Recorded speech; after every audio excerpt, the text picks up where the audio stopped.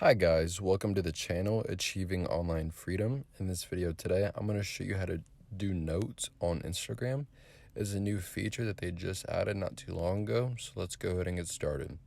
So in order to make notes on Instagram, all you want to do is open up the app, and then once you're at the home page, all you want to do is click on the DMs or the little circle icon in the top right corner.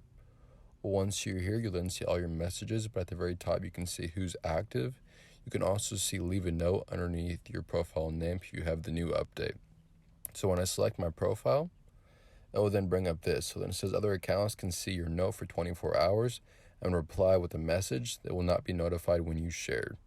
So all you want to do is just type in whatever you want to for your note. It can only be 60 characters long. So I can just put, "Hi, how's it going?"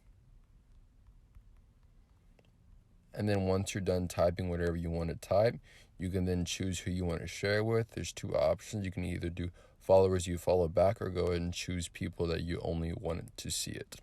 So once you're done with that, go ahead and click on share, and it'll then pop up like this. So as you can see at the top of my profile picture, it will say, "Hi, how's it going?" If I want to go and add more, go ahead and select it once again, and then you can either leave a new note or go ahead and click delete note. So I'll go ahead and add a new one. I'll just do hi again, click share, and then I'll pop up as well. So you can just keep on adding new notes if you want to. But this is how you could add notes. You can also delete it by clicking it and clicking delete note right here. So I hope this video does help. If it did, please make sure to like and subscribe to my channel. I'm trying to reach 1,000 subs by the end of the year, and I cannot do it without your help.